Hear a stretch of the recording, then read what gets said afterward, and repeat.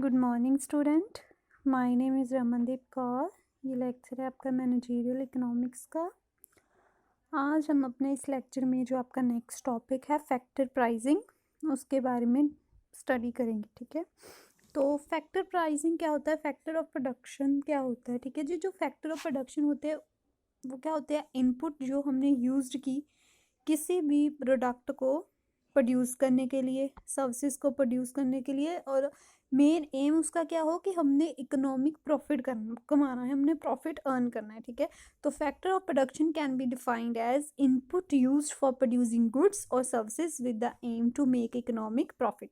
Economics में क्या है कि मेनली हमारे पास 4 फैक्टर ऑफ प्रोडक्शन होते हैं। First, land, labour, capital and enterprise. ठीक है, तो जो प्राइस होता है डेट एन इंटरप्रेन्योर पेस, जो इंटरप्रेन्योर है जो प्राइस पे करता है अब सर्विसेज को अवेल करने के लिए, सर्विसेज को लेने के लिए, इन फैक्टर्स के लिए, तो उसको हम फैक्टर प्राइसिंग बोल देते हैं। ठीक है, कि जो प्राइस हमने पे किया सर्विसेज को अवेल करने के लिए, लैंड लेने के लिए, लेबर लेने के लिए, कैपिटल लेने के लिए, जो प्राइस हमने पे किया that is factor pricing.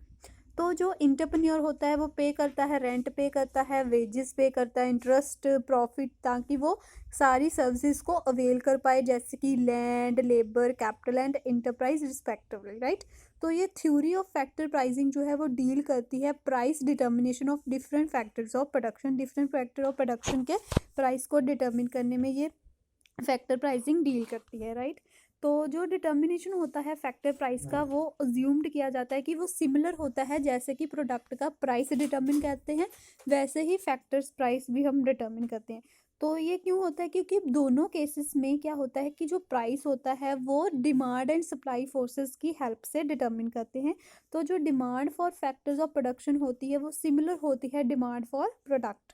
Right, तो यहाँ पर मेनली 2 डिफरेंस होते हैं सप्लाई साइड पर फैक्टर ऑफ प्रोडक्शन की और प्रोडक्ट्स की। यहाँ पर 2 डिफरेंस होते हैं। फर्स्ट जो होता है वो इन प्रोडक्ट मार्केट, जो सप्लाई होती है प्रोडक्ट की वो डिटर्मिन्ड होती है मार्जिनल कॉस्ट ऑफ प्रोडक्शन पर। ठीक है, ये प्रोडक्ट मार्केट में है। और दूसरी साइड फैक्टर मार्केट में क्या होता है, ये पॉसिबल नहीं होता कि आप सप्लाई जो है वो मार्जिनल कॉस्ट के बेसिस पर डिटर्मिन करो। तो ये मेन डिफरेंस होता है इनमें। तो कंसेप्ट ऑफ फैक्टर प्राइसिंग में क्या है, फैक्टर प्राइसिंग जो है वो एसोसिएट होती है with the price that an entrepreneur pace.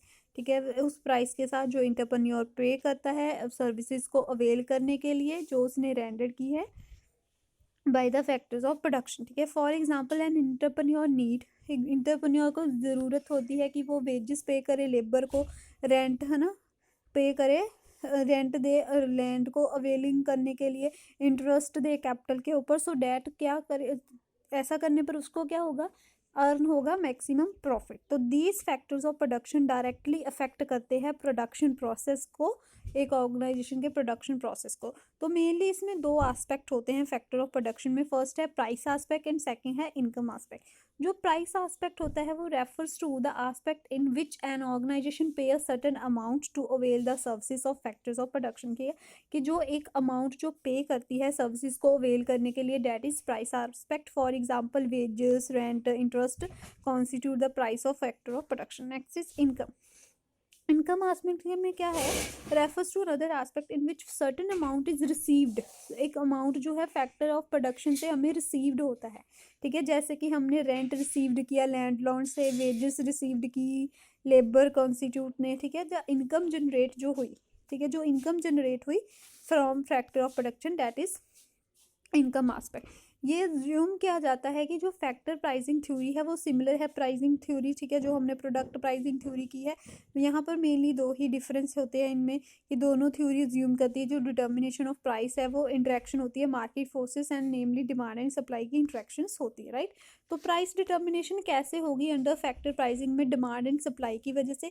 तो प्राइस जो है वही प्रिवेल होगा फैक्टर मार्केट में, यहाँ पर जो हमारी डिमांड एंड सप्लाई दोनों इक्विलिब्रियम में है। राइट, तो इस क्वेश्चन में देखिए ई पॉइंट पर डिमांड एंड सप्लाई जो कर्व हैं एक दूसरे को कट कर रही हैं, यहाँ पर मीन्स के वो इक्विलिब्रियम पे है।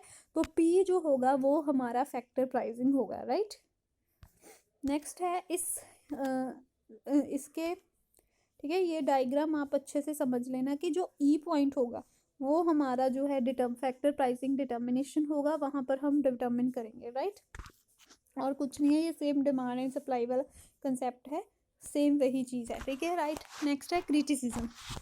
क्रिटिसिज्म में क्या है कि ये थ्योरी जो है वो रियल लाइफ में एप्लीकेबल नहीं होती, रियल लाइफ में इसका दूर दूर तक कोई नाता नहीं है, ठीक है।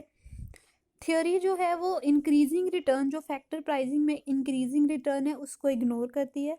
और थर्ड जो है यहाँ पर एमआरपी के साथ, फैक्टर प्राइसिंग को एमआरपी के साथ कोऑर्डिनेट करना बहुत ही डिफ़िकल्ट होता है, राइट।